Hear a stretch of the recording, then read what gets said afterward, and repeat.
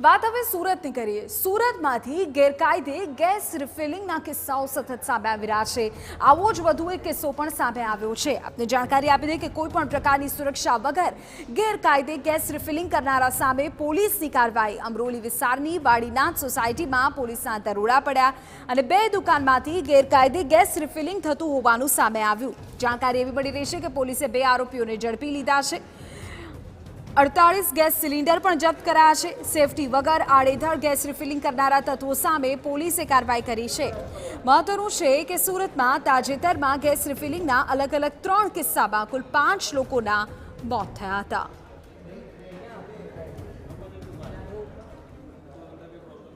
વાડીનાથ સોસાયટીના નાકા ઉપર કેટલાક ઈસમો જે ગેસની જે બોટલો હોય છે એમાં ગેરકાયદેસર રિફિલિંગ કરવાનું કામ કરે છે। જે આધારે પોલીસે ત્યાં તપાસ કરતા આ આરોપીઓ જે છે એ આ પ્રકારની પ્રવૃત્તિ કરતા મળી આવેલા, જેથી પોલીસે ત્યાંથી નાની મોટી મળી અને 48 જેટલી ગેસની બોટલો તેમજ ગેસ રિફિલિંગ મશીન તેમજ વજન કાંટો એ રીતે અલગ અલગ જે સાધનો જે છે એ મળી આવતા કબજે કરી અને આ કામના આરોપીઓ વિરુદ્ધ ધોરણસરની ફરિયાદ દાખલ કરી હાલમાં તપાસ ચાલી રહી છે।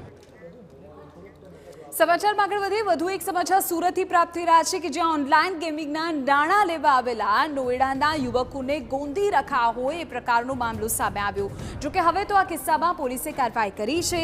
જાણકારી એવી મળી રહી છે કે પુણામાં બંનેને ગોંધી રાખી ખંડણી માંગવામાં આવી હતી। આરોપીઓએ ખંડણી માંગી 3 લાખ ઓનલાઈન પડાવી લીધા હતા।